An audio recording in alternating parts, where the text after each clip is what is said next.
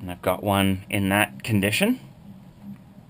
So this is completed, except it needs to be trimmed, obviously. But before we trim it, when you're trimming it, these pads often will pop off. It's pretty annoying. So the first thing I like to do is kind of bend them in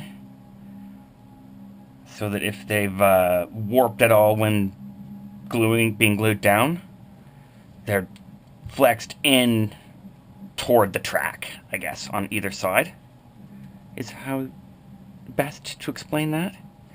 And then I'll take, again, some 2-to-1 glue and just recover the whole thing quickly from the side the pads are on. And this just hardens the pads and really affixes them for the next step. And again, you can only do about, well, close to a half, but it's safer to go with about a third of this before you set it aside to dry.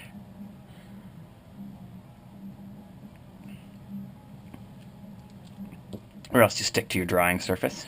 So set that aside to dry and then continue doing the rest of it until it's completely hardened like that. I've got some examples that are hardened, pre-hardened already. So now I can put away this. Sweep this aside a bit so I don't get them mixed up. And what we're going to do now is from the back side, move this out of the way a little bit. Oops.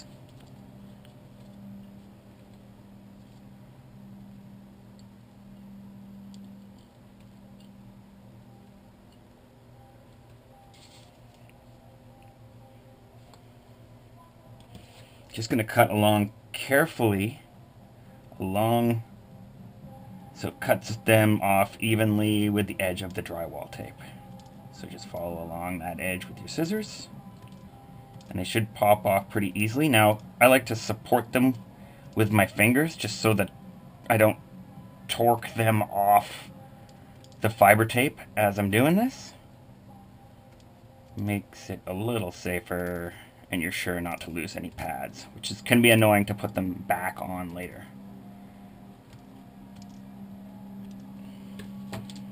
Okay, so there you've got your track.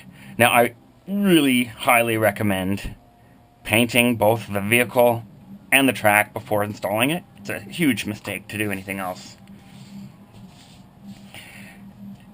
But once you've got the track, you can size it now without worrying about attaching it completely. So just wrap it around the wheels here, the suspension, and you can see that if you've left that clear zone just exactly the right amount of clear, it comes to almost perfect like this. Now, sometimes these pads will be right touching, sometimes they'll be a little bit far away from each other. You shouldn't notice that. And if they're quite far away, like if you've left too large of a blank spot, you can always just slip one more pad on here. But this looks to be just about right. You want to get these as tight as possible. So it looks like these pads will be touching to achieve that. So one thing you want to keep in mind is that you're going to want to either mark or very carefully remember which side of the tank, the track that you're sizing is for. Because this pad, this track, might not fit perfectly on the other side.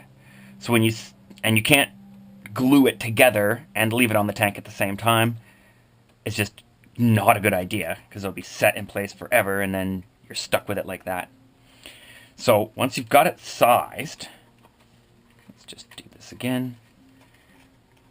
So we're going to want those right tight together because you want to make it as tight as possible now without ripping off any of these parts.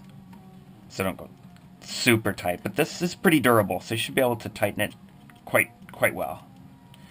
Just see what you're going to need to do. I'm going to trim these off. And then just take some straight glue or 4-to-1 glue.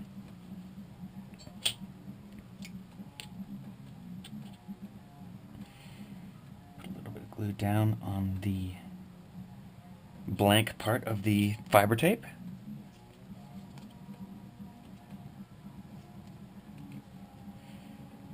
Set that piece in place.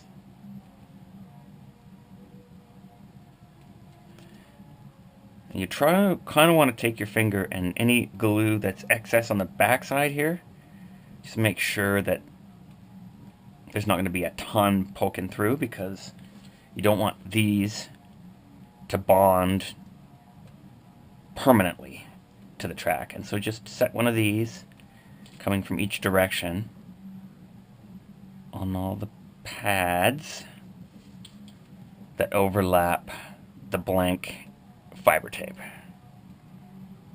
Oh, there's one more.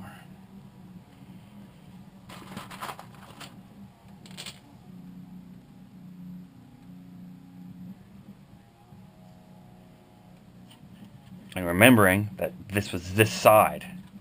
So now when I set this to dry, I'll set it like this, so I know which vehicle it's for and which side it's for. Because otherwise it's really easy to get mixed up. And until this is all painted, you want to be really careful how you set things and where. Now when you're gluing on track, I've got an older, mostly painted model with the tracks ready to go on. But I'm not going to actually glue this on because that would be a mistake, because this isn't completely painted. But basically what you're going to want to do when you're gluing them down is put glue along this surface and along this surface, because you're going to know that those are all going to be touching the track. And right along the bottom of this, you want glue on all these surfaces, and a little bit along the top of these. Because when you put this on again, and be careful when you're putting it on again, and just stretch it out over that back wheel. Put the front on first and then stretch it out over the back wheel and slide it into place. Hopefully you don't lose too much paint along here. And now you can take clothespins or bamboo skewers, and you just want to make sure there's, so that it looks like the track is a little bit heavy. You want to provide that weight. You can use bamboo skewers for this as well, but just slide them into position until you can't get them any tighter. And then that'll glue the track to the top of the wheels, and it should be glued to the bottom of the wheels, no problem. The other thing you might want to do is take a bamboo skewer or a round toothpick and make sure that it's level towards the back, because sometimes it can be askew, and that looks silly. So imagining that there's glue in all these surfaces, and you just set that aside to dry like this, and then do the other side later. And that will get you track. Now, keeping in mind, all of this should be painted. It's final color, but not necessarily weathered. You can weather it afterwards, but definitely you want it to be painted. And that should get you some track.